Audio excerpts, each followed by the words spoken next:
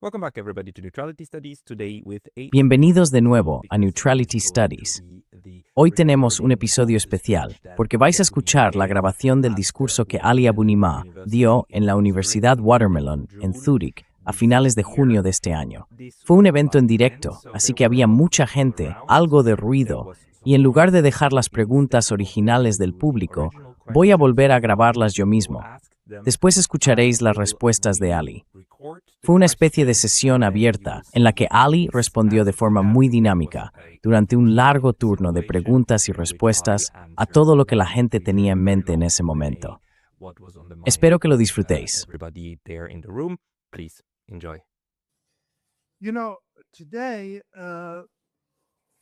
Sabes, hoy, gracias a la Universidad Sandía, he tenido un día larguísimo de entrevistas con periodistas.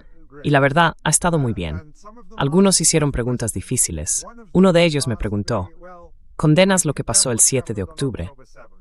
Y de hecho, es la primera vez que me hacen esa pregunta desde el 7 de octubre, porque nadie de los medios tradicionales habla conmigo.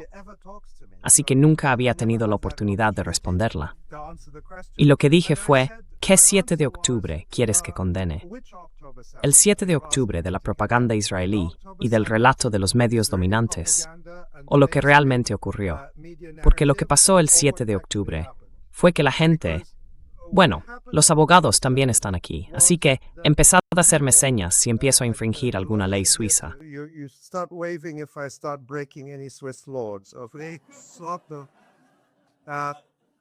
Por supuesto. Pero lo que ocurrió el 7 de octubre fue que personas que viven bajo ocupación militar, en un gueto sometido al apartheid durante décadas, el 80% de ellas refugiadas en Gaza, expulsadas de sus hogares y sin derecho a regresar, única y exclusivamente porque no son judías, llevaron a cabo una operación de resistencia contra sus ocupantes militares. Y los principales objetivos de esa operación fueron las Fuerzas Armadas israelíes. El 7 de octubre, la resistencia palestina prácticamente destruyó el mando sur del ejército israelí. Después de eso, con el colapso de ese mando, se produjo una situación de caos. Pero el ejército israelí respondió de dos maneras.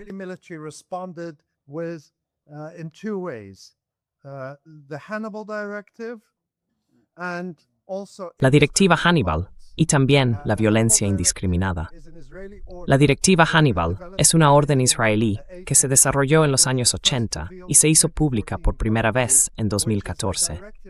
Es una directiva que establece que, si un soldado israelí corre el riesgo de ser capturado, el ejército israelí puede responder con una fuerza abrumadora para impedir la captura, incluso si eso significa matar al propio soldado israelí. Esta doctrina se aplicó a gran escala en 2014, cuando Israel atacó Gaza.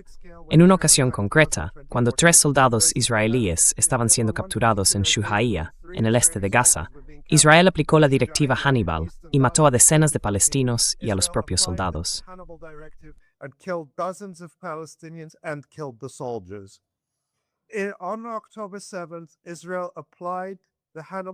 El 7 de octubre, Israel aplicó la directiva Hannibal a gran escala.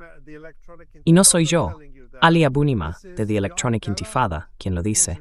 Lo dijo Yoav Gallant, el ministro de Defensa israelí en ese momento, que es un fugitivo de la Corte Penal Internacional. Está acusado formalmente y declaró en la televisión israelí, de manera pública y registrada, que la directiva Hannibal se aplicó de forma generalizada. Es el funcionario israelí de más alto rango que lo ha dicho públicamente, pero hubo muchos otros oficiales y responsables israelíes que también lo admitieron, además de numerosos testigos israelíes que lo confirmaron. Así que, uno de los reportajes más importantes que hicimos en The Electronic Intifada fue el 16 de octubre de 2023, es decir, menos de 10 días después de los hechos del 7 de octubre.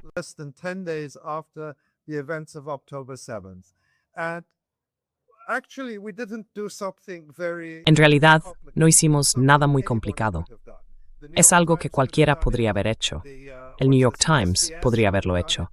La SBS podría haberlo hecho, que es la emisora suiza. La SRF también podría haberlo hecho.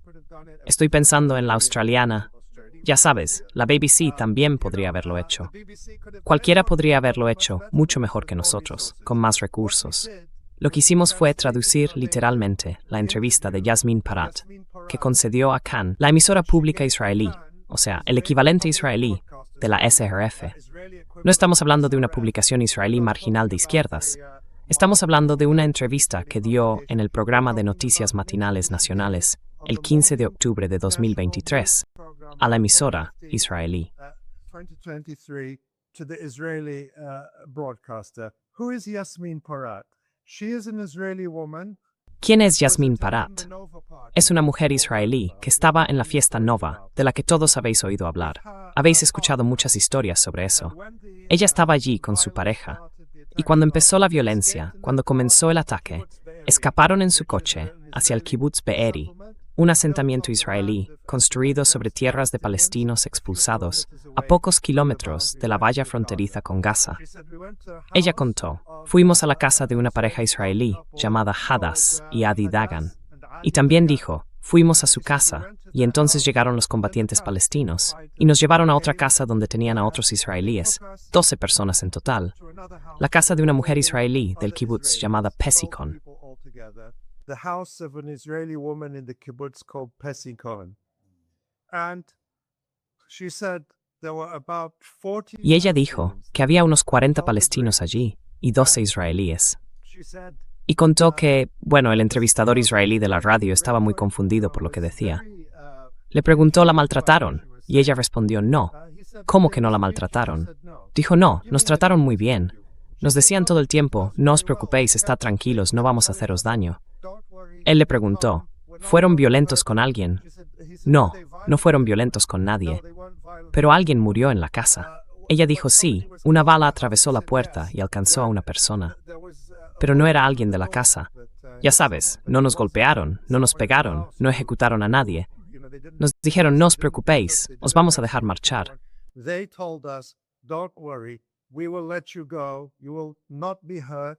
The only thing we want is for No os harán daño. Lo único que queremos es que liberen a nuestros prisioneros palestinos. Ella contó que les dejaron comer, les dieron agua y estaban tranquilos. Luego, después de varias horas, pasó bastante tiempo, llegó el ejército israelí, la policía paramilitar israelí, y rodearon la casa. Uno de los combatientes palestinos que estaba allí decidió entregarse. Usó el teléfono de Yasmin Parat. Se pusieron en contacto con el ejército israelí fuera, y Yasmin Parat habló con ellos. Les dijo, este hombre quiere salir. Ellos respondieron, de acuerdo, que salga con Yasmin Parat, que se quite toda la ropa. El combatiente palestino, no Yasmin Parat. Dijeron, quítate toda la ropa y sal con ella. They said, take off all your clothes and you come outside with her. By the way, this was misreported. They said he used her as a human shield. Por cierto, eso se informó mal. Dijeron que él la usó como escudo humano, pero ella contó que el ejército le dijo que debía salir con él. Salió fuera, y por eso fue testigo de todo lo que pasó después. Dijo que hubo un enfrentamiento que duró varias horas. Estaban negociando con los palestinos que estaban dentro. No hubo violencia. Todo era, ya sabes, conversación. Y luego, al caer la tarde, el comandante israelí en el lugar, el general de brigada Barak Hiram, así se llama, ordenó a los tanques que dispararan contra la casa de Pesikoyen. Y Yasmin Parat dijo, ¿cómo que disparar? The house of Pesikoyen. And Yasmin Parat said, what do you mean? There's people inside. They said, no, don't worry, it's just the Había gente dentro. Dijeron, no te preocupes. Son solo proyectiles que se van a disparar enseguida hacia el tejado. Son solo disparos de advertencia. Pero claro, ella no podía entenderlo. Esos proyectiles son explosivos. En fin, estoy dando una visión general. Los detalles están en nuestro reportaje. Dispararon los proyectiles contra la casa. Mataron a todos los que estaban dentro, incluidos 2 niños israelíes, 2 gemelos, la familia Hatzroni. Liel es uno, y el nombre del otro ahora mismo no lo recuerdo. Le echo la culpa al calor por eso. Pero ella contó a la radio israelí que él insistía. Fueron los palestinos los que mataron a la gente. Y ella respondió, no, fueron los nuestros. No, ours did it. Ours did it. They killed everyone. Los nuestros lo hicieron. Mataron a todos. Hubo una superviviente, Hadass Dagan, y ella también contó la historia, confirmó todo. Pasó un tiempo, unas semanas, antes de que hablara con los medios. Este caso es el que mi colega David Sheen y yo investigamos con más detalle, porque unos meses después, el ejército israelí hizo una investigación y un informe sobre ello, que fue un encubrimiento total. Analizamos ese informe, frase por frase. Las cosas que escribieron eran imposibles y contradecían lo que habían dicho Hadass Dagan y Yasmin Parat. What Hadass Dagan and Yasmin Parat said. Hey, just a very quick note. The best way to support this channel is by signing up for my free Substack. You can also help with a paid subscription there, or you can get some of our new merch on neutralitystudies.com. Links below. See you there.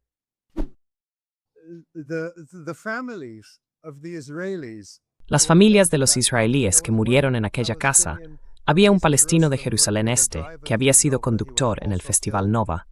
También murió allí, en esa misma casa, junto con todos los palestinos de Gaza. Las familias rechazaron ese informe. Dijeron, esto es un encubrimiento. Queremos saber qué les pasó a nuestros familiares. No se habla de ellos. No los entrevistan en los medios. No los invitan a la Casa Blanca a ceremonias para decir, estos valientes israelíes, tenemos que apoyarlos. El incidente en el Kibbutz Be'eri lo conocemos porque 2 israelíes sobrevivieron para contarlo. Pero todos los militares israelíes que estaban allí, los funcionarios israelíes, mintieron sobre ese suceso. Y hasta el día de hoy siguen mintiendo sobre ello.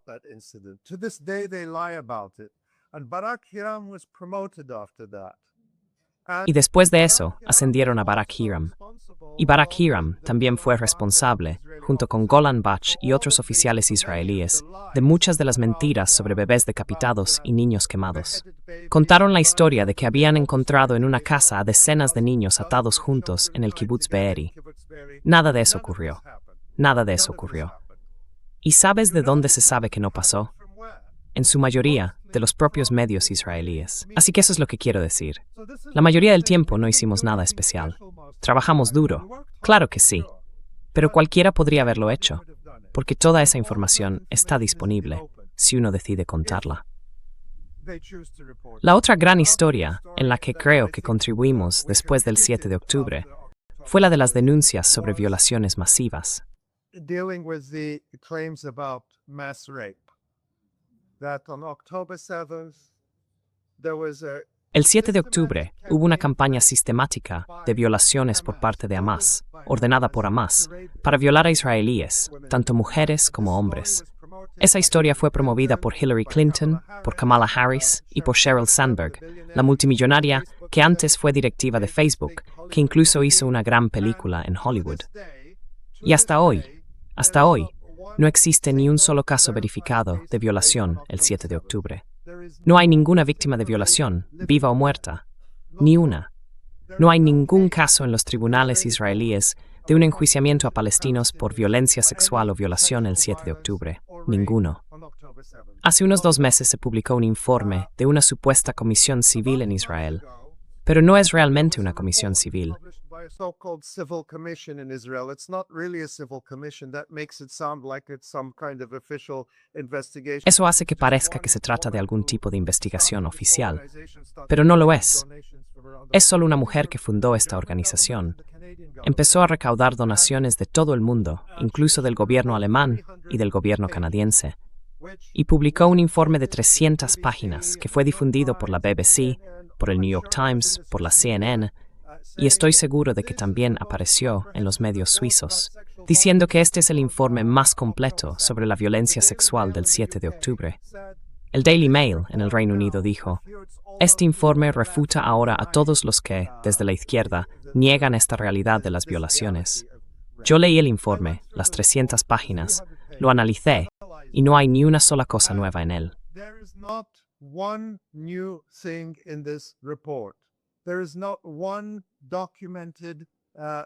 En este informe no hay ni una sola violación documentada, ni una sola acusación creíble.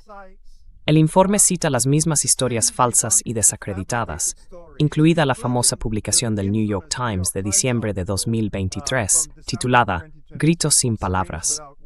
Ese artículo del New York Times fue escrito por un periodista llamado Jeffrey Gettleman y dos israelíes. Una de ellas fue después desacreditada por el propio New York Times, porque descubrieron en sus redes sociales que daba me gusta y compartía publicaciones que pedían el exterminio del pueblo palestino. Incluso para el New York Times, eso ya era demasiado. Nunca había sido periodista antes. Y esa historia afirmaba que había violaciones por todas partes. Cada uno de los casos mencionados en ese artículo fue desmentido o refutado.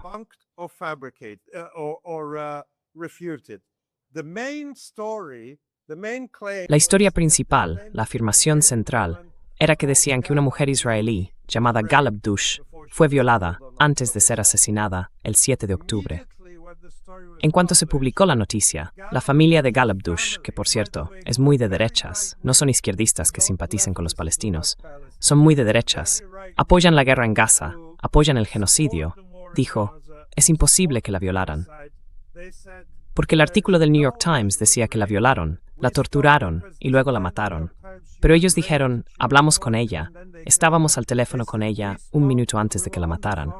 Tenemos testigos que estaban allí cuando ocurrió. No hubo violación.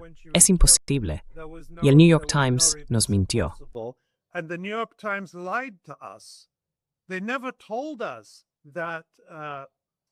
Nunca nos dijeron que lo fueran. Pensábamos que estaban haciendo un reportaje sobre las víctimas del 7 de octubre. No nos informaron de que iba a incluir esa afirmación, de que hubo violaciones. Diré dos cosas más sobre esto, porque ayuda a ponerlo en perspectiva. Esa historia se utilizó para dar credibilidad a esta propaganda de atrocidades. Eso es lo que es, una forma de justificar el genocidio. Pero el New York Times, ya sabes, quizás sea la organización de noticias más rica, más poderosa y más influyente del mundo. Y por supuesto, tienen el periódico, la web, y además una web de cocina fantástica. Si pagas una suscripción extra, tienes recetas estupendas, deportes y consejos de inversión. Es el mayor imperio de la información del mundo.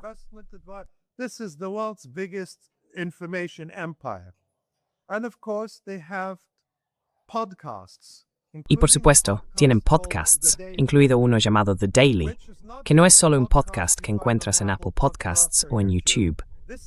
Se emite todos los días en emisoras de radio de todo Estados Unidos. Yo puedo ir conduciendo por Chicago y escuchar The Daily en la radio a las 5 o a las 6 de la tarde. Es un programa importante. The Daily se negó a informar sobre la historia a gritos sin palabras. Iban a hacerlo, pero cuando los periodistas de The Daily analizaron la historia, no tuvieron ninguna confianza en ella y decidieron no publicarla. Eso demuestra que ni siquiera The New York Times pudo respaldar su propio reportaje.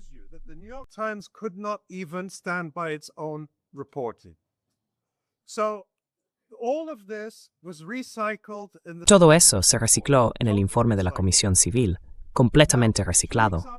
Ahora, 2 semanas después de ese informe, el secretario general de las Naciones Unidas, Antonio Guterres, publicó su informe anual al Consejo de Seguridad, encargado por el propio Consejo, sobre la violencia sexual en los conflictos armados. Y no se centra solo en Israel y Palestina. También incluye el Congo, Ucrania y el resto del mundo. Ese informe verificó 31 casos de las violaciones y agresiones sexuales más terribles contra palestinos, cometidas por personal militar israelí. Entre ellos había violaciones y violaciones en grupo contra hombres, mujeres y niños. Y todos esos casos fueron verificados.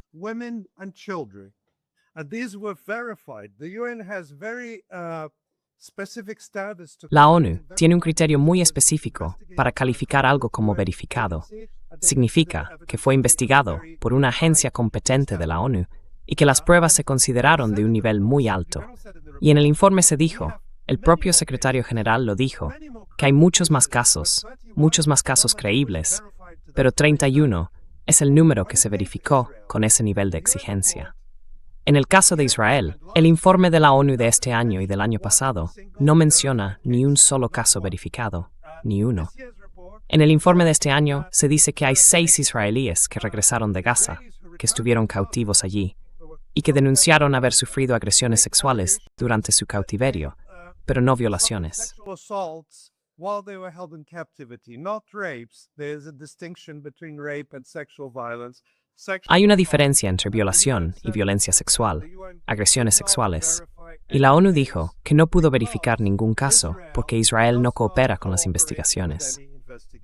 Así que he dado una respuesta mucho más larga de lo que pensaba, pero es que no es un asunto sencillo. Si me pongo aquí y digo, bueno, no hubo violaciones el 7 de octubre, me dirás, pero todo el mundo dice que sí las hubo.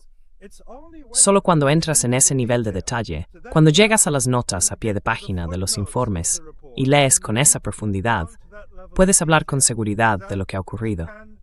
Por eso es imposible dar una respuesta corta a una pregunta así. Pero ese fue el trabajo que hicimos.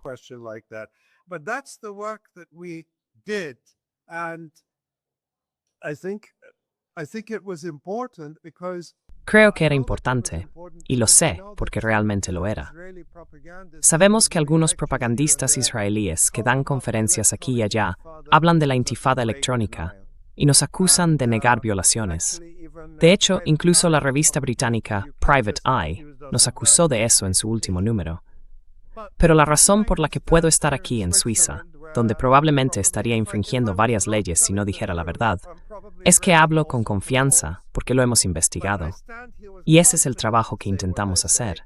Pero también es el trabajo que podría hacer cualquier periodista honesto, incluso aquellos que tienen muchos más recursos que nosotros.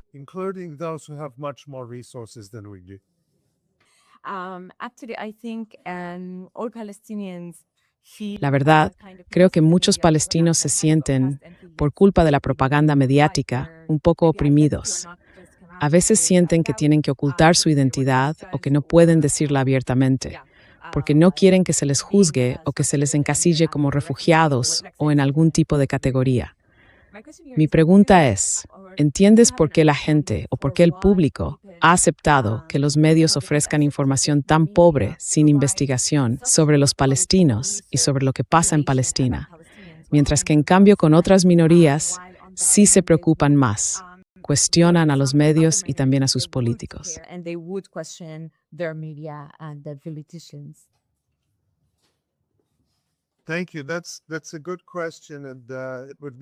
Gracias. Es una buena pregunta, y sería muy fácil para mí dar otra respuesta larga, pero intentaré no hacerlo. Verás, desde mi punto de vista, cuando escribí Un solo país hace 20 años, me centré mucho en ver qué podíamos aprender del final del apartheid en Sudáfrica. ¿Cuáles fueron los obstáculos para acabar con el apartheid? ¿Y cuáles fueron las razones por las que fue posible ponerle fin de la manera en que se hizo, de forma relativamente pacífica y no violenta? En realidad, no fue del todo no violenta. Hubo bastante violencia, pero fue mucho menor de lo que muchos temían. Y pensé que ahí había lecciones importantes. Una de las cosas que estudié en aquel momento, acabamos de hablar de la propaganda de atrocidades, es que ese tipo de propaganda también desempeñó un papel importante en mantener el apartheid.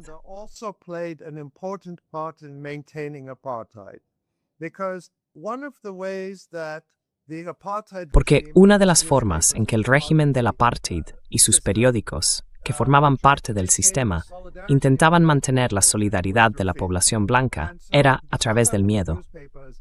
Así que los periódicos sudafricanos estaban llenos de historias sobre lo violentas que eran las personas negras, que eran violadores, asesinos, que si no controlábamos el país nos arrojarían al mar y cosas así. Decían, mirad el resto de África, en todos los países donde los negros están al mando, hay violencia. Era una visión completamente descontextualizada y racista de la violencia colonial y de la descolonización, sin reconocer cuánta violencia usaron los colonizadores para mantener su dominio.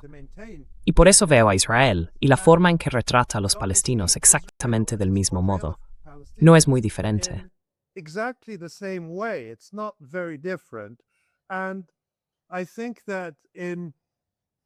creo que, bueno, Israel es una extensión de Occidente, es una extensión de Europa, es una extensión de Estados Unidos, del mismo modo que la Sudáfrica del apartheid era una extensión de Europa. Hasta los años 80, por ejemplo. Esto me sorprendió mucho cuando lo supe. El gobierno neerlandés daba, ¿cómo se dice?, dinero. Hay una palabra mejor, subvenciones o ayudas a ciudadanos neerlandeses blancos para que emigraran a Sudáfrica, incluso durante el régimen del apartheid. Así que la conexión entre el apartheid y Europa era muy fuerte. A lo largo de la historia europea y de la historia colonial, la forma en que se ha retratado a los pueblos indígenas, a los pueblos colonizados, como violentos, irracionales o peligrosos, ha sido fundamental para mantener el apoyo público al statu quo colonial.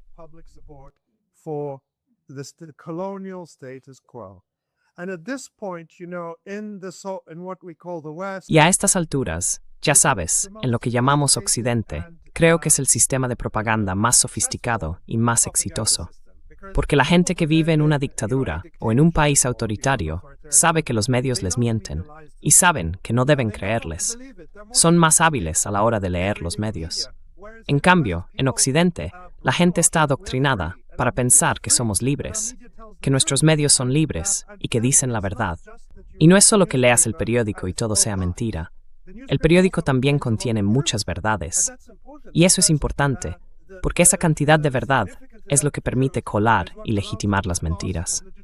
De hecho, quiero mencionar otra vez a Pascal Lotas y su canal Neutrality Studies, porque analiza mucho todo esto con sus invitados.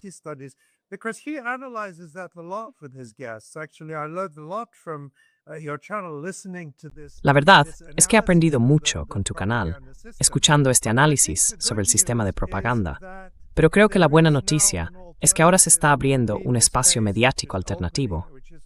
Ha existido desde hace tiempo, pero cada vez es más grande. Y eso hace que la gente deje de escuchar a los medios tradicionales. Sí, mucha gente todavía lo hace, de acuerdo, pero sobre todo los más jóvenes. Ellos no leen los periódicos convencionales ni ven los informativos de la noche. Y eso también explica por qué hay una diferencia generacional tan grande en la forma de ver Palestina y otros temas entre jóvenes y mayores, probablemente en la mayoría de los países. Así que creo que, en resumen, es una parte necesaria del sistema de propaganda para mantener el apoyo al apartheid y al genocidio israelí. Hay que deshumanizar a quienes se va a atacar.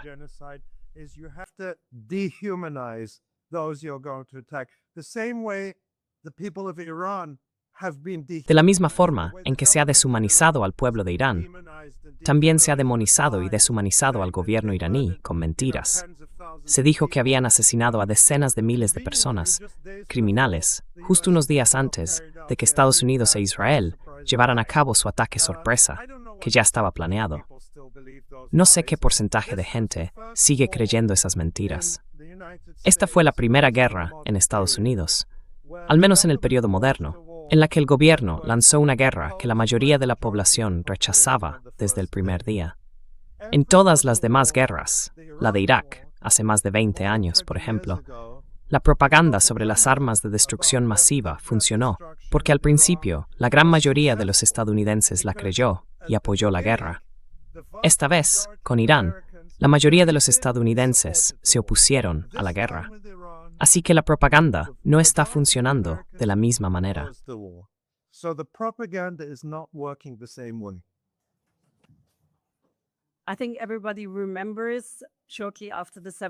Creo que todos recuerdan que poco después del 7 de octubre, el jefe del Mossad dijo que había advertido a Netanyahu de que habría un ataque de Hamás y que Netanyahu negó cualquier tipo de responsabilidad.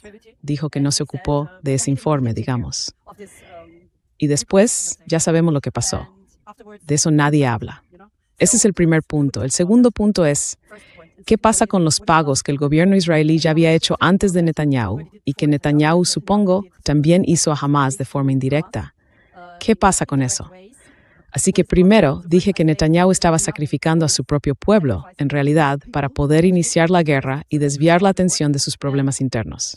Y bueno, eso es todo. Gracias.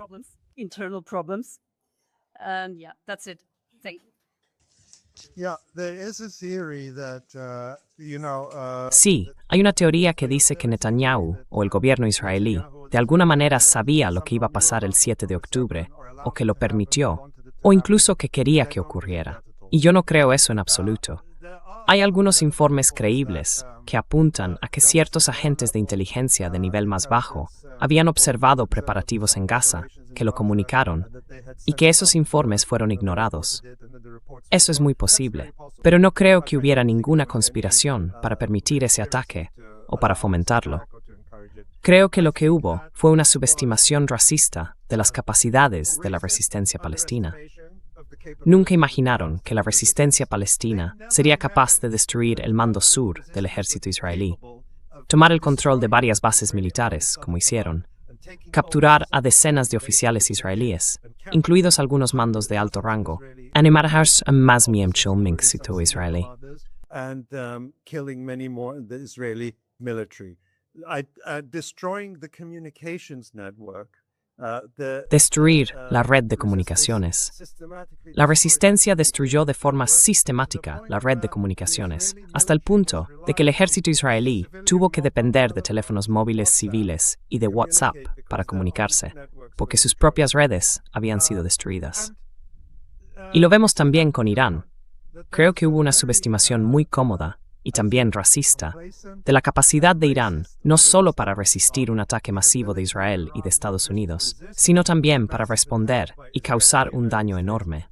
Según el New York Times, destruyeron o dejaron fuera de servicio 13 bases militares estadounidenses en la región, y sin duda provocaron daños importantes en los activos militares israelíes. Pero no conocemos toda la historia por la censura, así que no creo que Israel quisiera que eso ocurriera. So I don't believe that Israel wanted it to happen. I think it was complacency and incompetence. Creo que fue una mezcla de complacencia e incompetencia, y Netanyahu se ha negado. En Israel hay voces que piden una comisión independiente para investigar lo que ocurrió, y él no ha permitido que eso suceda. Dijo que solo después de la guerra. Bueno, qué conveniente para él, porque si depende de él, la guerra nunca terminará, y así nunca habrá una investigación. En cuanto al dinero, había un acuerdo por el cual Qatar transfería fondos a Gaza para pagar salarios, y Israel lo permitía. Básicamente, Netanyahu, en mi opinión, creía que Hamás estaba pacificado, que mientras siguiera entrando dinero para pagar sueldos y mantener las cosas en Gaza, Hamás no iba a causar un gran problema, que tenían Gaza bajo control. Eso es lo que ellos creían. Gaza under control. That's what they believed. And they didn't expect or anticipate Y no esperaban ni anticipaban, más allá de esos informes. Pero creo que no entendieron la magnitud de las preparaciones ni las capacidades que tenía la resistencia. Y lo mismo pasa ahora con el Líbano, porque su relato arrogante, después de, ya sabes, los ataques con buscapersonas en septiembre de 2024, fue en 2024. Sí, en septiembre. Y luego el asesinato de Sayyid Hassan Nasrallah. Dijeron, oh, una operación brillante, Hezbollah está destruido, está muy débil. Y ahora vemos que volvieron al Líbano pensando que iba a ser fácil. Pero resulta que Hezbollah está en realidad más fuerte que antes, con más capacidad, usando los drones FPV. Ese sistema de comunicación, ahora los israelíes son capaces de penetrarlo. Así que, una vez más, subestimaron a Hezbollah y las capacidades de quienes les están resistiendo.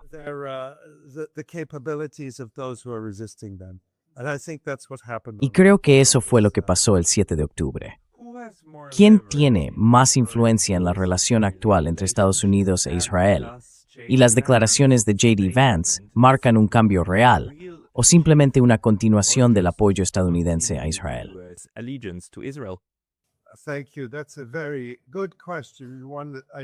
Gracias. Es una muy buena pregunta, y sé que preocupa a mucha gente, sin segundas intenciones. Pero hay que mirar la realidad material.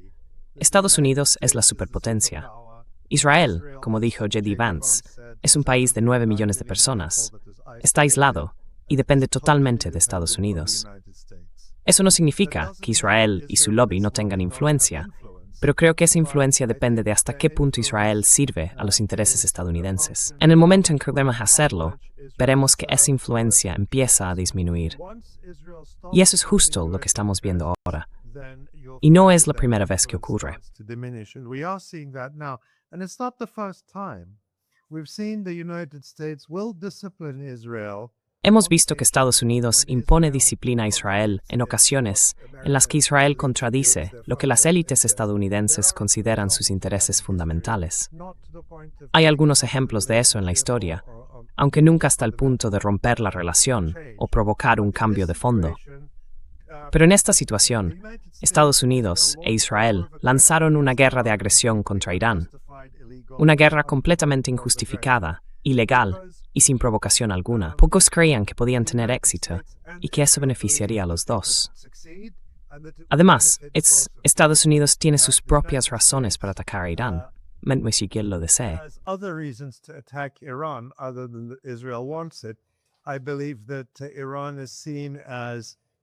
Creo que Irán también se ve como un activo estratégico. Ya sabes, tiene una importancia estratégica tanto para China como para Rusia. Forma parte de la iniciativa de la Franja y la Ruta. Y por supuesto, es un país que, como sabemos ahora mejor que nunca, controla el estrecho de Hormuz. Básicamente, podría ser una salida al sur para que Rusia acceda a los océanos. Rusia tiene dificultades para llegar al mar, y sus vecinos están justo al otro lado del mar Caspio. Así que pensé, y sigo pensando, que Estados Unidos creía que eliminar a Irán sería fácil, como eliminar a Venezuela. Y pensaron, ¿por qué no hacerlo? Es bueno para Israel y es bueno para nosotros.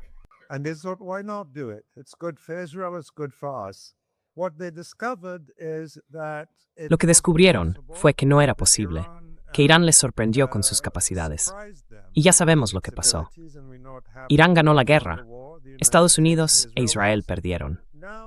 Ahora Estados Unidos, como dijo Trump con bastante sinceridad, ya sabes, tiene esa costumbre de ser a veces mucho más honesto que otros líderes estadounidenses. Dijo que tuvimos que hacerlo porque la alternativa a este acuerdo era una depresión mundial. Esas fueron sus palabras. Y añadió que las reservas de petróleo estaban a unas 4 semanas de agotarse. Y esa es la realidad. No se puede maquillar esa realidad. No se puede redactar una nota de prensa ingeniosa que cambie esa realidad.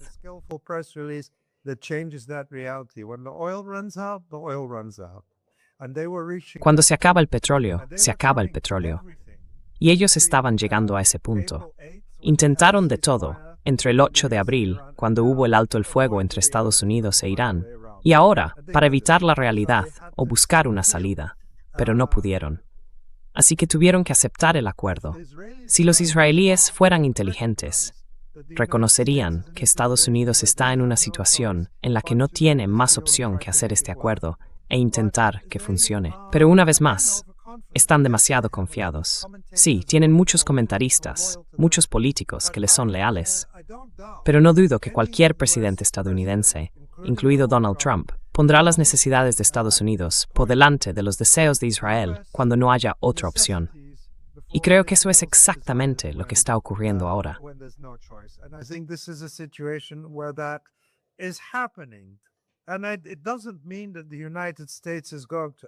Y eso no significa que Estados Unidos vaya a abandonar a Israel mañana, aunque creo que sería algo muy positivo. Pienso que ese proceso de desconexión ya está en marcha y lleva tiempo, pero no va a ocurrir de forma suave ni en un solo paso. Y creo que lo que dijeron J.D. Vance y Donald Trump cuenta con mucho apoyo. Hay mucho apoyo a eso en Estados Unidos, tanto en la derecha como en la izquierda. Y el fenómeno que hemos visto desde el 7 de octubre, en particular, es el auge de las críticas a Israel desde la derecha en Estados Unidos.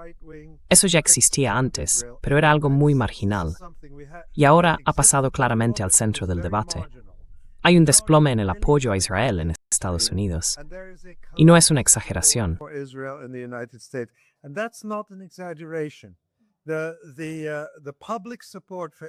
El apoyo público a Israel se ha derrumbado en Estados Unidos.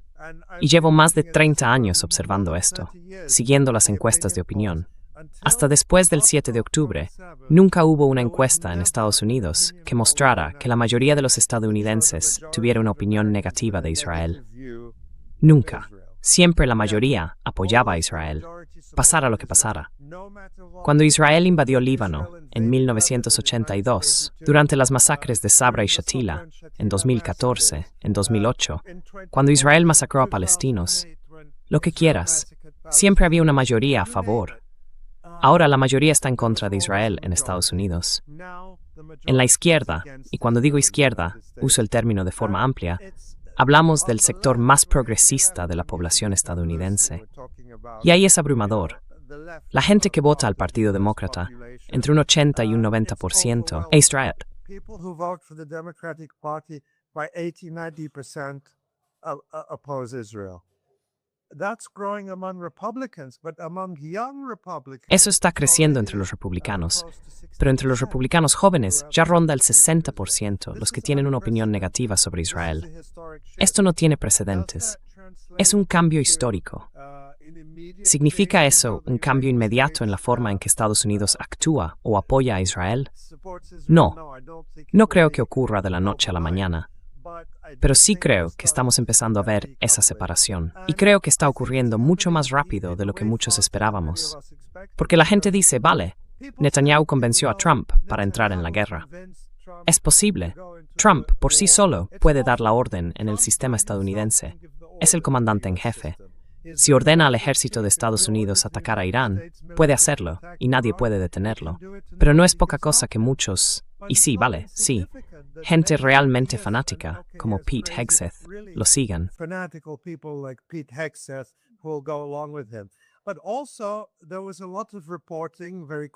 Pero también hubo muchos informes muy creíbles, que no han sido desmentidos, de que mucha gente dentro de la comunidad de inteligencia de Estados Unidos, en el ejército, en lo que algunos llaman el Estado Profundo, o como se quiera decir, advirtió que era una mala idea, que avisaron en contra. Así que puede que Trump lo hiciera, porque pensó que sería una victoria fácil, pero nadie volverá a hacerlo. Y porque para Estados Unidos, esto fue una derrota estratégica histórica. Creo que eso ya es innegable. Y durante décadas, Israel ha intentado convencer a los presidentes estadounidenses de atacar a Irán. Y la forma en que calmaban al lobby era no atacando a Irán, no iniciando una guerra, sino imponiendo más y más sanciones, cada vez más sanciones. Eso resolvía el problema político.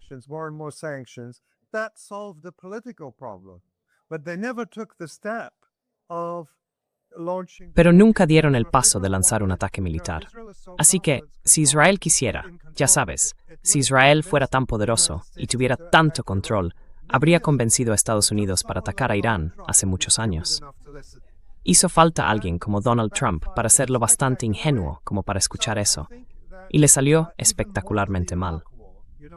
Así que creo que, incluso más que la guerra de Irak, ya sabes, después de la guerra de Irak, fue un desastre en muchos sentidos. Pero Estados Unidos prevaleció militarmente en Irak.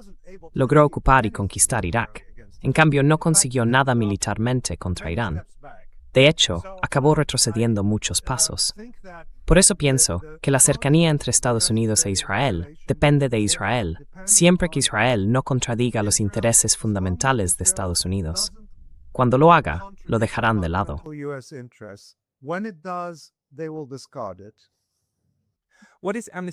¿Qué está haciendo Amnistía Internacional con su informe sobre las supuestas violaciones masivas, cuando la introducción y la conclusión parecen apuntar a que hay pruebas, pero el cuerpo del informe resulta débil o poco directo?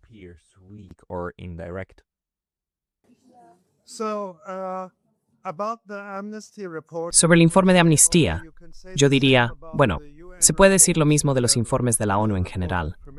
El informe de Pramila Patten, que se publicó en marzo de 2024, la parte inicial y la parte final del informe, que por cierto, es lo único que los medios leen y lo único de lo que informan, dicen, tenemos indicios, tenemos pruebas, pero la ONU no usó la palabra pruebas.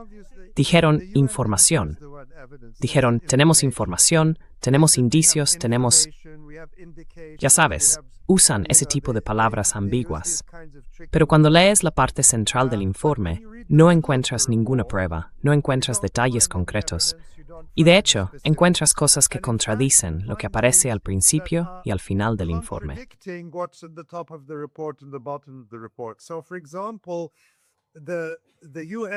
Por ejemplo, el informe de la ONU de Pramila Patten, de marzo de 2024, se difundió por todo el mundo como si confirmara que hubo violencia sexual y violaciones el 7 de octubre. Y Pramila Patten, en su rueda de prensa, dijo algo así como, sí, hemos recibido información o indicios creíbles. o ya sabes, ese tipo de lenguaje ambiguo e impreciso. Pero cuando lees el informe, en realidad, dice que revisaron miles de fotografías del 7 de octubre, proporcionadas por los israelíes o de fuentes abiertas, y que no encontraron ningún indicio tangible de violación en ninguna de las imágenes. Ningún video, ninguna foto, nada. Dicen que no hay pruebas forenses. Eso está en mitad del informe. Y pasa algo parecido con el informe de Amnistía. Lo leí cuando salió, y volví a revisarlo hace poco por un motivo. Mencioné el informe de la Comisión Civil, esa supuesta Comisión Civil israelí falsa.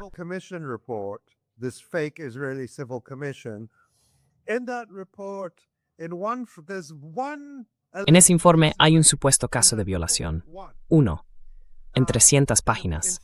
Y dicen que se trata del testimonio de un hombre israelí que afirma haber sido violado en grupo por miembros de Hamas en el Festival Nova. Si miras la nota al pie del informe de la Comisión Civil, dice que su testimonio estaba respaldado por pruebas médicas y que se entregó a Amnistía Internacional. Bien, pensé, vale, eso es interesante. Será mejor que revise el informe de Amnistía Internacional.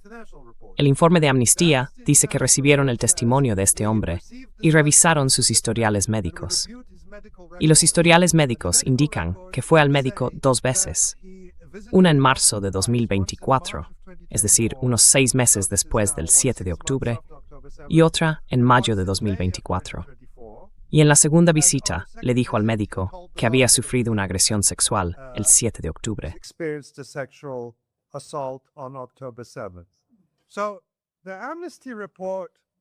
Así que el informe de Amnistía refuta que hubiera pruebas médicas. Cuando oyes pruebas médicas, piensas, bueno, lo examinaron médicos y encontraron pruebas físicas en su cuerpo de una agresión sexual, pruebas forenses, lesiones. Pero no. La llamada prueba médica es que fue al médico en mayo de 2024 y le dijo, el 7 de octubre fui violado. Y el médico escribió, el paciente dice que el 7 de octubre fue violado.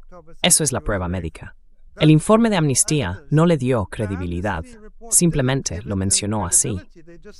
Pero si miras el informe de la Comisión Civil, ellos dijeron que ese informe estaba respaldado por pruebas médicas. Por eso hay que leer estos informes con lupa.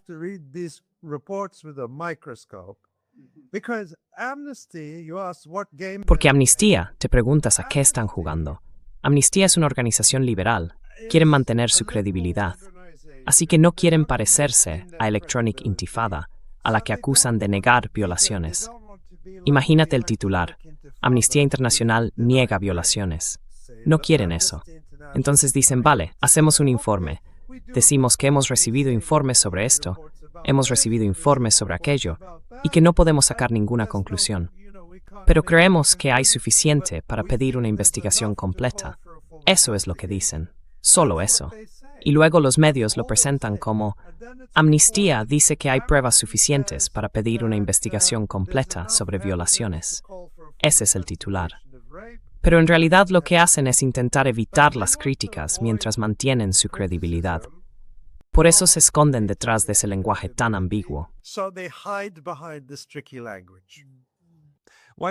¿Por qué, según se informa, estuvo la organización SACA implicada o presente durante la investigación de la tragedia en Crans-Montana en Suiza?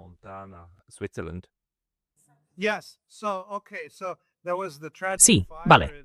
Entonces, hubo el trágico incendio en Crans-Montana, que fue absolutamente horrible. Y es la primera vez que oigo lo que me estás contando, y Dina dice que tú también lo has oído, que la organización israelí-estadounidense, SACA, participó en la investigación.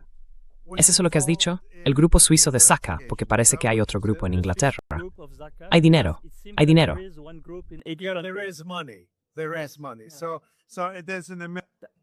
Por lo visto, vinieron. Que yo sepa, no participaron en la investigación. Simplemente estaban esperando en Crans-Montana para conseguir un trabajo. Pero al final, creo que no lo consiguieron. Así que se marcharon.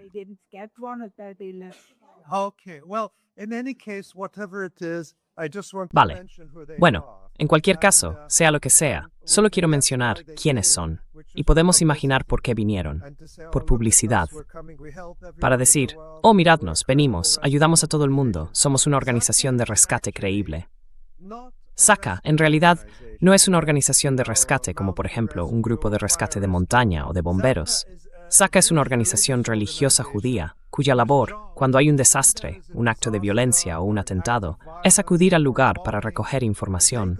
Bueno, es un poco desagradable hablar de esto, pero recogen los cuerpos y las partes de los cuerpos. Si hay incluso un fragmento pequeño, lo recogen para llevarlo a un entierro ritual, según el rito judío. Por supuesto, no hay nada malo en eso.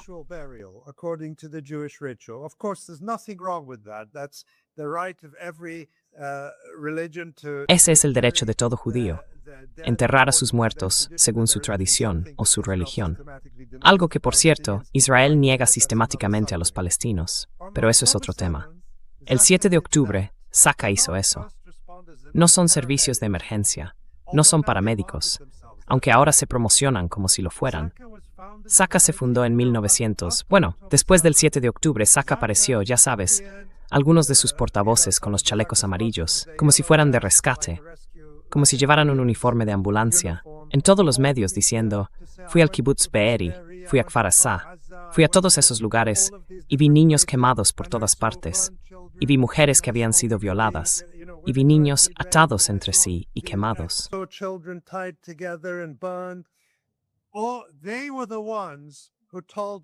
Fueron ellos quienes difundieron todas esas mentiras, esa propaganda de atrocidades, y apareció en los medios. La extendieron por todo el mundo, incluidas las historias falsas sobre violaciones en el kibbutz Be'eri. El gobierno o el consejo del kibbutz Be'eri dijo que no hubo violaciones en el kibbutz Be'eri y que esas historias no tenían ninguna base real. Hay muchas historias así. SACA difunde mal esto que los palestinos se han visto viendo una mujer embarazada y sacado el bebé. Todos son mentiras. Brena Mikrovda.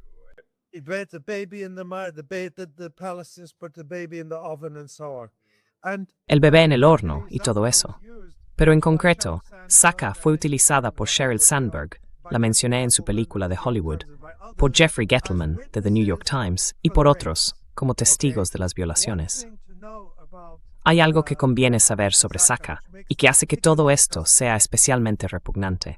SACA fue fundada por un rabino, yo escribí sobre esto, en los años 80, que hace unos años se hizo conocido como el Jeffrey Epstein Charity, porque se reveló, hace unos 4 o 5 años, que durante más de 3 décadas había estado violando y abusando sexualmente de hombres, mujeres y niños judíos en Israel, y luego se suicidó, después de que todo esto saliera a la luz, en 2021. Bien, podrías decir, vale, ¿y qué tiene eso que ver con el 7 de octubre?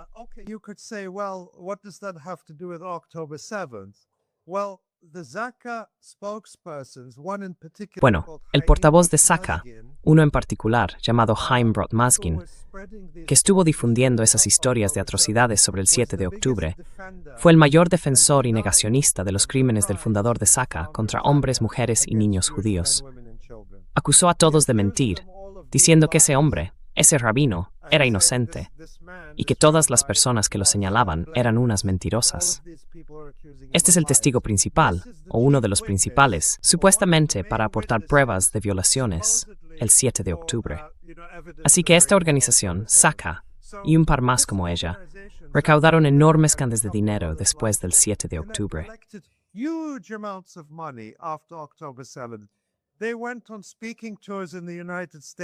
Hicieron giras por Estados Unidos, las figuras más destacadas de SACA, como Mazgin y otros, y recaudaron enormes cantidades de dinero, millones de dólares. Incluso se informó en la prensa hebrea que no está claro a dónde fue ese dinero, que no apareció en las cuentas oficiales. Porque en Israel, como sabes, las organizaciones sin ánimo de lucro, igual que en cualquier país, tienen que rendir cuentas. Hay una discrepancia total entre el dinero recaudado o enviado desde Estados Unidos y lo que supuestamente llegó a Israel. Así que puedo especular, aunque no quiero afirmar nada sin saberlo, que para ellos, esta horrible tragedia de Kfar Aza, el 7 de octubre, fue una oportunidad de Asbará, para decir, hay un terremoto, allá vamos. Hay un incendio en Suiza, vamos y estamos allí sobre el terreno. Pero esto no es una organización de rescate.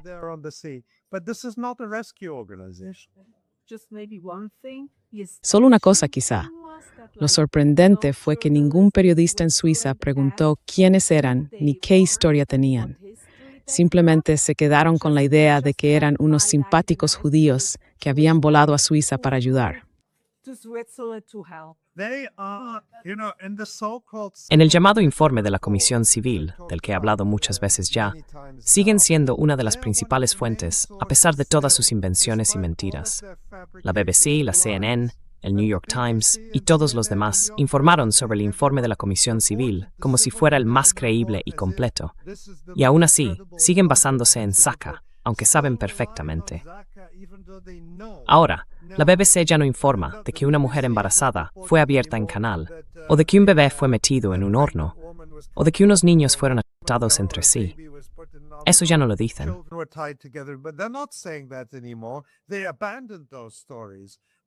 Abandonaron esas historias, pero siguen confiando en Saka, aunque sabían que Saka había inventado o difundido esas historias falsas.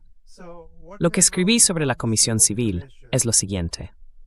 El informe se apoya ampliamente en declaraciones de miembros de Saka, la supuesta organización israelí de rescate responsable de las mentiras más conocidas del 7 de octubre, como las afirmaciones falsas sobre decenas de bebés decapitados y niños quemados. Este grupo tuvo un papel destacado al dar credibilidad, como si fueran primeros intervinientes, a esos titulares de propaganda de atrocidades, contribuyendo así a generar apoyo público al genocidio de Israel en Gaza después del 7 de octubre.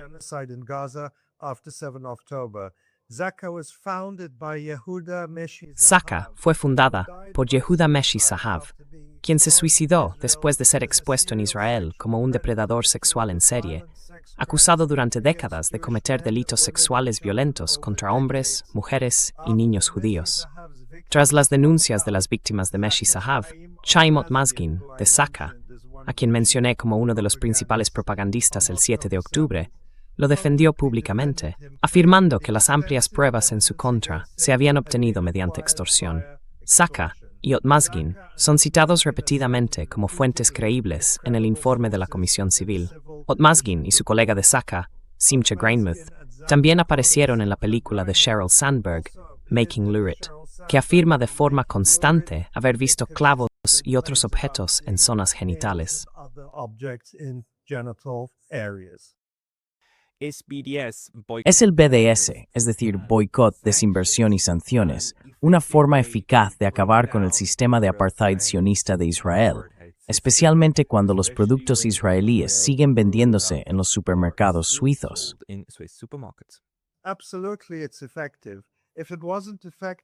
Por supuesto que es eficaz. Si no lo fuera, Israel no habría gastado tanto dinero y esfuerzo en intentar frenar y desacreditar el movimiento.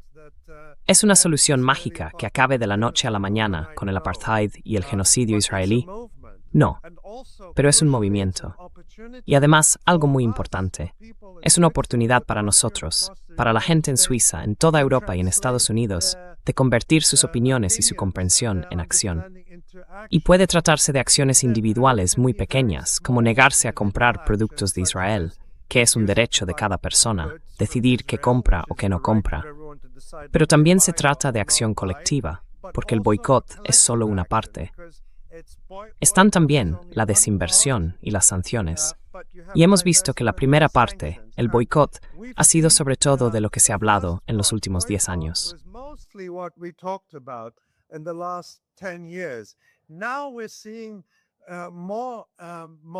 Ahora estamos viendo más impulso en las campañas de desinversión, también en Estados Unidos.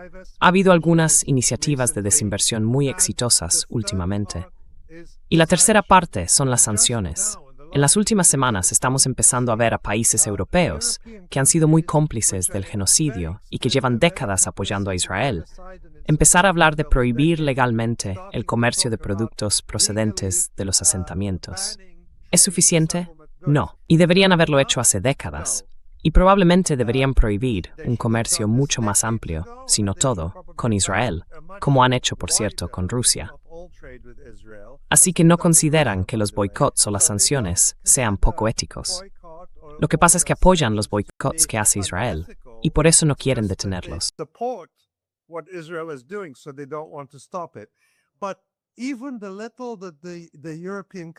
Pero incluso lo poco que están haciendo ahora los países europeos es solo por la presión popular, solo por las exigencias y las campañas de la gente. Así que deberíamos verlo como un proceso. Es frustrante que no esté ocurriendo más rápido. Quiero decir, que los gobiernos no estén reaccionando con más rapidez. Pero eso no debería desanimarnos, porque incluso en el caso de Sudáfrica, el movimiento internacional de solidaridad contra el apartheid empezó en los años 50.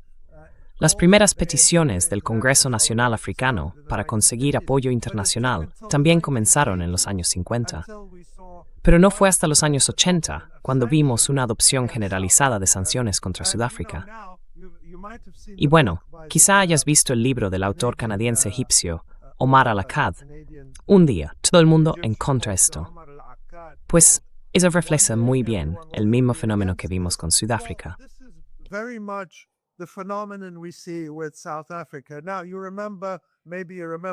¿Os acordáis?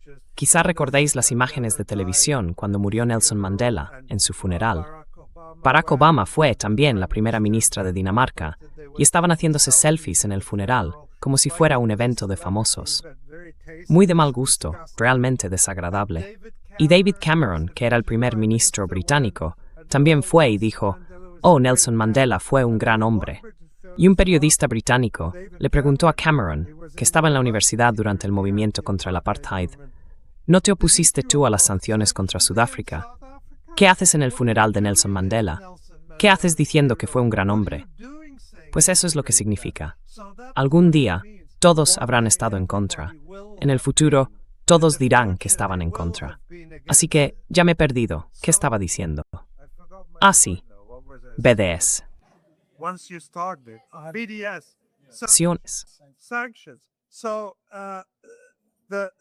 Sanciones.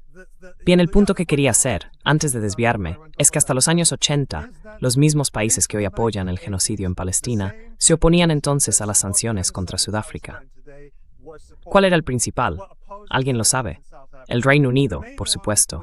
Margaret Thatcher se oponía a las sanciones. Alemania Occidental y Suiza, también Suiza, y otros, porque tenían un comercio muy lucrativo, muchas materias primas que importaban de Sudáfrica. No querían sanciones. ¿Quién recuerda eso hoy en Alemania? Así que sí, tenemos que seguir presionando. Es eficaz, pero lleva tiempo.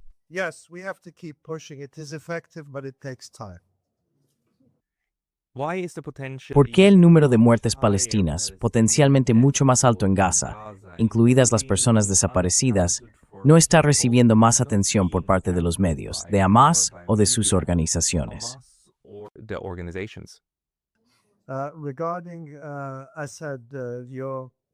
Sobre, como decía, tu comentario acerca de las 700.000 muertes como una discrepancia.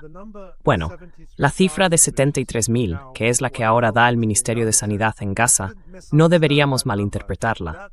Esa cifra corresponde a las muertes documentadas por violencia. No están diciendo que sea el número total de personas fallecidas. El total incluirá a muchos miles de personas enterradas bajo los escombros que aún no se han encontrado.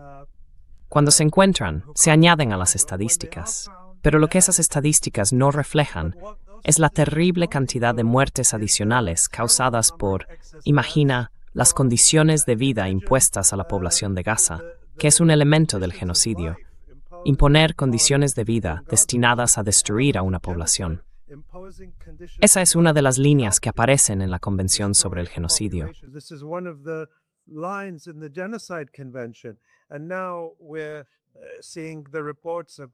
Y ahora estamos viendo los informes sobre, bueno, ya sabes, ratas por todas partes en Gaza, propagando enfermedades, mordiendo a la gente, la falta de saneamiento, que provoca enfermedades constantes, enfermedades leves, intestinales, y la falta de tratamiento. Imagina que las personas mayores, que llevan una vida perfectamente sana, si pudieran tener sus medicamentos para la tensión o para la diabetes, si no los tienen, eso se vuelve algo que pone en riesgo su vida, y sus vidas se acortan. Y ese número de muertes en exceso tiene que ser de cientos de miles. No sé la cifra exacta, pero me parecería imposible que no fuera un número astronómico, espantoso, algo así. Y tenemos que entender que esa es la intención israelí. Lo dijeron desde el primer día, desde el 9 de octubre de 2023, cuando Yoav Gallant dijo, son animales humanos. No habrá agua, ni comida, ni medicinas. Dejó clara la intención genocida. Y siguen haciendo declaraciones así hoy en día.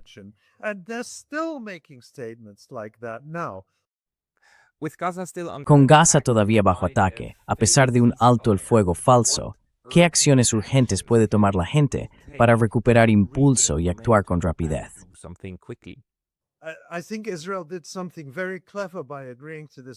Creo que Israel hizo algo muy astuto al aceptar este falso alto el fuego, porque consiguió sacar a Gaza de las portadas y también de la conciencia de la gente.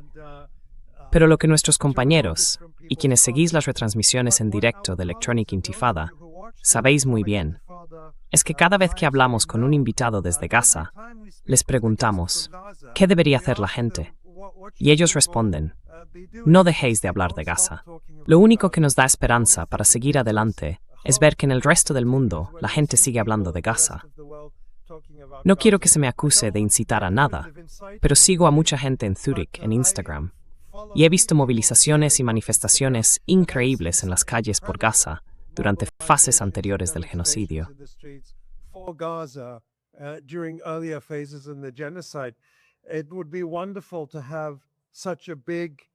Sería maravilloso tener una movilización tan grande y visible, centrada ahora mismo en Gaza, y convertirla en un ejemplo para todas las demás ciudades de Suiza y para todos los demás países de Europa. Y decir, Gaza, no te hemos olvidado. Gaza, estamos contigo. Gaza, exigimos el fin del genocidio. Como sabéis, se ha informado ampliamente de que hace solo unos días se superó la cifra de 1000 personas asesinadas durante el llamado alto el fuego. Y el mes de mayo fue el mes más mortífero de 2024 en Gaza, solo por los disparos y los bombardeos israelíes. Y de nuevo, no estamos hablando de vidas acortadas por las condiciones terribles e inhumanas que se están imponiendo. Así que creo que todos tenemos que hacer más para volver a poner a Gaza en el centro. Y sí, es muy importante prestar atención a lo que está ocurriendo en Líbano, a lo que pasa con Irán y con Estados Unidos, pero sin permitir que Gaza quede en el olvido. Es lo que podemos hacer y lo que tenemos que hacer.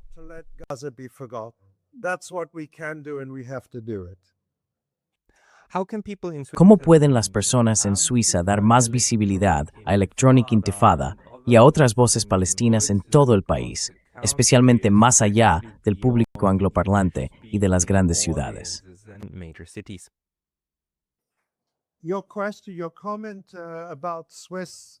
Tu pregunta, tu comentario sobre la neutralidad suiza y la complicidad suiza. Creo que la neutralidad suiza sería algo muy bueno. De verdad, lo creo. Y Pascal, tú tendrías mucho que decir sobre eso, porque tu canal se llama Neutrality Studies. Pero la neutralidad real, aumentaría el poder de Suiza. Quiero decir, todos sabemos que Suiza es, en realidad, un miembro encubierto del Imperio Occidental. Esa es la realidad. Pero una Suiza verdaderamente neutral sería una fuerza poderosa en el mundo.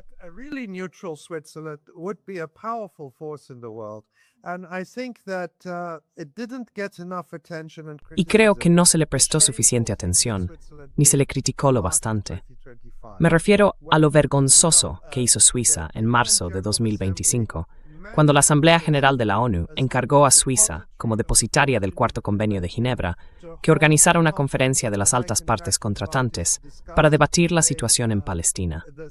Esa era la responsabilidad de Suiza, como depositaria y como país neutral. Pero, bajo la presión de Israel y de Estados Unidos, el gobierno suizo, el Ministerio de Asuntos Exteriores suizo, cedió de forma vergonzosa, muy vergonzosa, a esa presión, y actuó con una gran cobardía al cancelar esa conferencia.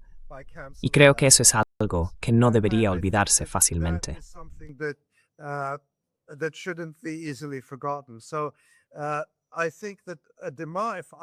Creo que si yo fuera suizo, bueno, no lo soy, por supuesto, y no quiero decirle a los suizos lo que tienen que hacer, pero si lo fuera, bueno, en realidad sí que me gustaría decirlo. Sois libres de ignorarme, soy solo una voz más, como cualquiera, pero yo exigiría neutralidad. Diría que queremos una neutralidad real, no esa versión falsa o degradada de la neutralidad.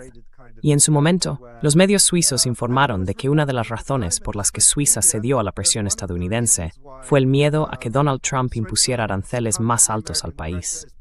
Así que bueno, eso no es precisamente una postura muy basada en principios. ¿Cómo podemos, entre todos, dar más fuerza a las voces de? La electrónica es el origen, pero hagámoslo más amplio. The electronic intifada, but let's make it wider. More Palestinian voices, more voices in Más voces palestinas, más voces que vengan de Palestina. Bueno, quiero dar las gracias por invitarme. Esta es una forma de hacerlo. Y además vais a tener a Salman Abu Sita, que es maravilloso, increíble. Es un referente para todos los palestinos. Así que por favor, no os lo perdáis. Y sí, escribimos en inglés. No tenemos los recursos para hacerlo en más idiomas. El inglés es el llamado idioma global, así que permite que mucha gente pueda acceder a lo que hacemos. Pero somos conscientes de que eso sigue siendo limitado. Con los años, distintos sitios web independientes han traducido nuestros artículos y los han compartido, y eso lo animamos. No tenemos ningún problema con ello. And we encourage that. We don't have a problem with that. And I think Y creo que es fácil sentirnos desanimados, pensar que todo es demasiado difícil. Pero cuando tomas distancia y miras el panorama general, el gran cambio en la opinión pública que está ocurriendo en todo el mundo, en realidad estamos teniendo éxito, y somos la mayoría. No es suficiente. No debería haber ningún apoyo a un Israel genocida, a un Israel de apartheid. Pero somos la mayoría, y el movimiento estudiantil ha tenido un papel fundamental en eso. Y por eso hay tanto esfuerzo por reprimir las voces de los estudiantes. Lo vimos en Estados Unidos, pero también lo hemos visto en toda Europa, especialmente en Alemania, donde la represión es extrema. En Zúrich, por supuesto. Sí, no tanto. Pero ahora mismo hay estudiantes a los que la universidad está usando penalmente por participar.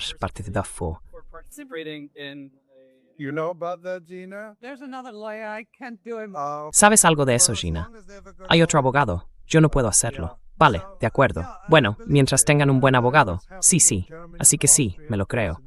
Y sé que ha pasado en Alemania y en Austria, por supuesto también en el Reino Unido. Así que eso es algo por lo que como palestina, como ser humano, me siento agradecida. Estoy agradecida a esos estudiantes. Y cuando estuve en abril, visité Boston, en Estados Unidos. Fui al MIT y luego al Bowdoin College. Y conocí a estudiantes que también están siendo acusados penalmente en Estados Unidos, en circunstancias parecidas, por cargos absurdos, solo porque protestaban contra el genocidio.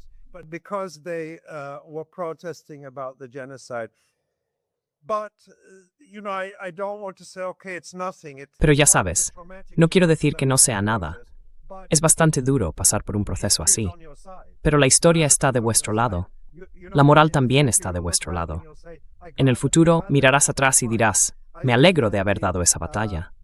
Creo que la tarea del resto es mostrar solidaridad con los estudiantes, apoyarlos, asegurarse de que tengan fondos para su defensa legal si hace falta, protegerlos y respaldarlos. Creo que esa es una forma en la que todos podemos responder al ataque contra los estudiantes y mantener viva esa lucha.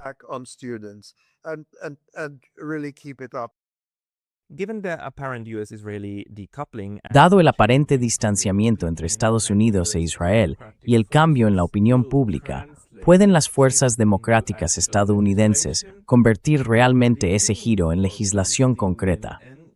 ¿Y qué implicaciones tendría eso para los palestinos y para la cobertura mediática?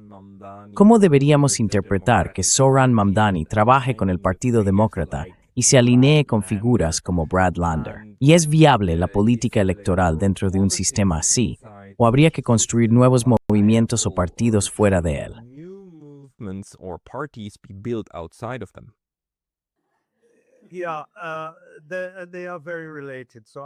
Sí, están muy relacionados. Así que voy a ir diciendo lo que se me venga a la cabeza. Sí, conocí a Zohran Mamdani. ¿Cómo lo conocí? En 2013 recibí un mensaje suyo, un mensaje directo en Twitter, y me dijo, soy el presidente de Estudiantes por la Justicia en Palestina, en el Bowdoin College, en Maine. ¿Estarías dispuesto a venir a dar una charla en nuestro campus? Yo no había oído hablar de ese colegio. Es una universidad pequeña, en el extremo noreste de Estados Unidos. Pero justo coincidía que ya tenía previsto viajar por esa zona, a Connecticut y a Boston. Así que le dije, vale, puedo hacerlo. Y fui. Y él me recibió allí. Y tengo que decir que me causó una gran impresión. Era muy comprometido, muy convincente, muy cercano. Y desde entonces hemos mantenido el contacto. Aunque bueno, ahora no es que hablemos ni nada por el estilo.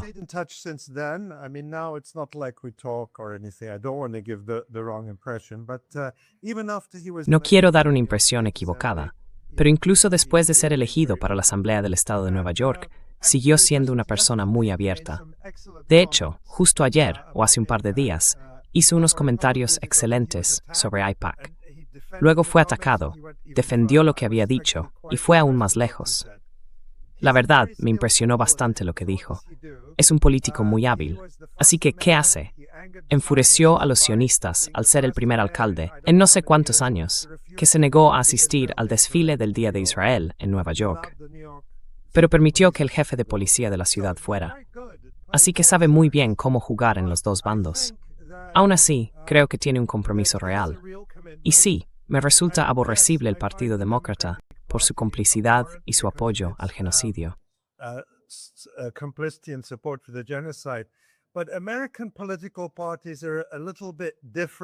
Pero los partidos políticos estadounidenses son un poco diferentes de los europeos, porque en realidad no existe una línea de partido.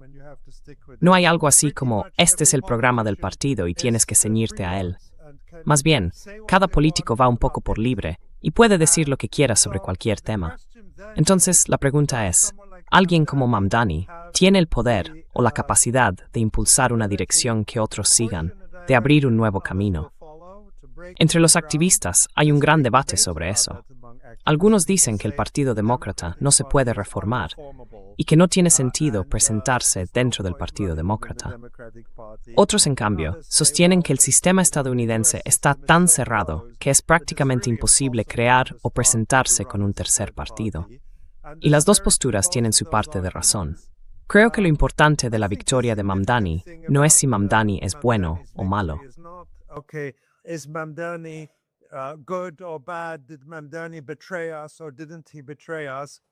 ¿Nos traicionó Mamdani o no nos traicionó? Aunque creo que siempre deberíamos presionar a los políticos, sea quien sea.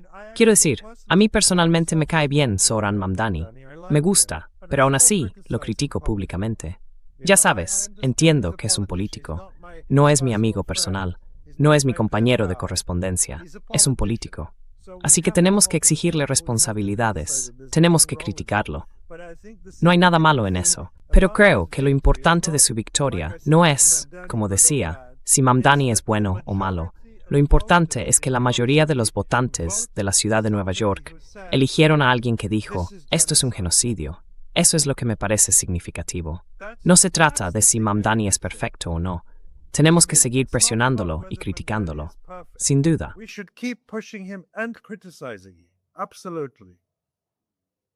¿Puedo hacerte yo una pregunta? Sí, te dejaré hacer eso, pero déjame responder a la segunda parte. Luego volvemos y terminamos. Este desacoplamiento, este sistema democrático, funciona lo suficiente como para traducir ese cambio en la opinión pública en políticas reales. Y la respuesta, diría yo, es que soy escéptico, porque vemos en todas las democracias que hay una desconexión real entre la opinión pública. Y bueno, puedes votar al partido que quieras, pero al final obtienes lo mismo.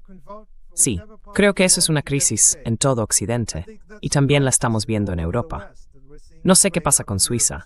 Quizás Suiza funcione perfectamente, pero desde luego ocurre en Francia, en Alemania, en el Reino Unido y en otros países, aunque no es una desconexión total entre la opinión pública. En Suiza, Sara mostrata de decidir si las alcantarillas van a la derecha o a la izquierda de la carretera. Sí, bueno, vale, es algo muy local, pero ya sabes, dicen que toda la política es local. Aún así, no hay una desconexión total. Creo que no se puede desafiar la gravedad política para siempre. Ahora mismo vemos a AIPAC y al lobby israelí entrando en pánico por gente como Mamdani. Gastaron $39 millones para intentar derrotar a Thomas Massie, un congresista republicano crítico con Israel, en Kentucky, uno de los pocos republicanos así. Pero fíjate, hicieron falta 39 millones, la primaria más cara de la historia, solo para intentar sacar a Massie. ¿Van a ganar algunas? Sí, por pura fuerza política y por gastar cantidades enormes de dinero. Pero van a perder cada vez más. Y hemos visto una reacción en Occidente. Cuando la gente vota o piensa mal, hay que, reprimirla. Pero también hay otra opción, y es que la democracia y la voluntad popular acaben imponiéndose. No deberíamos descartarlo. Así que no estemos. Al futuro está escrito. Somos un sortling de decreto. Predetermined. We are the ones who have to create it. Is liberal Zionism Está el sionismo liberal apropiándose del actual momento revolucionario antisionista mediante alianzas con políticos como Mamdani. Y están los activistas bajando el listón al no exigir suficiente responsabilidad a esos aliados. allies accountable enough? Yeah, I don't disagree with any of that. And No estoy en desacuerdo con nada de eso. Claro, Mamdani, el Partido Demócrata no representa nada, y en general la gente lo detesta. Ahora mismo quizá lo odien un poco menos que a los republicanos. Eso es lo que dicen las encuestas. Pero no les gusta. No votan por él porque crean que tiene un gran programa. Así que Mamdani es, ya sabes, Barack Obama, que no solo es un sionista liberal, sino también un criminal de guerra brutal que debería rendir cuentas ante la justicia. Ha intentado cooptar a Mamdani y neutralizarlo, pero también aprovechar su popularidad y su energía para darle algo de impulso al Partido Demócrata. Y una de las cosas por las que critiqué a Mamdani fue por su disposición a aparecer junto a Barack Obama. Y me parece realmente repugnante. And I think that's really disgusting. You know, he appeared recently in an elementary school with Barack Sabes, Obama. apareció hace poco en una escuela primaria con Barack Obama. Totalmente innecesario. Barack Obama le necesita a él no necesita a Barack Obama. Así que tienes razón. Debemos ser muy críticos y exigirles responsabilidades. Pero creo que no deberíamos verlo desde lo que los políticos nos dan, sino desde lo que la gente espera. La buena noticia en la victoria de Mamdani es lo que la gente está reclamando y la importancia de seguir presionando con esas demandas. Y me parece bien decir cuando no dice algo acertado, como cuando dijo que AIPAC son unos monstruos. Le atacaron por eso, pero defendió lo que había dicho. Fue más allá y volvió a centrar la atención en Gaza y en lo que están haciendo allí. Eso fue hace apenas un día o dos.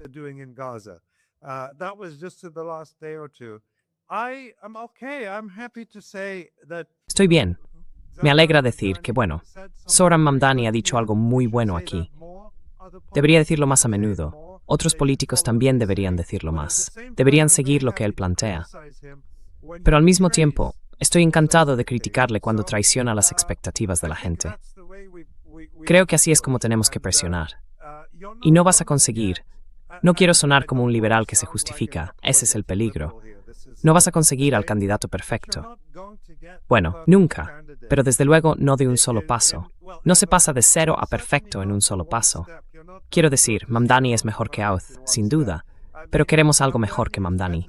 Y eso solo llega con presión popular y haciéndoles rendir cuentas. No renuncies a ellos. Don't give up on them.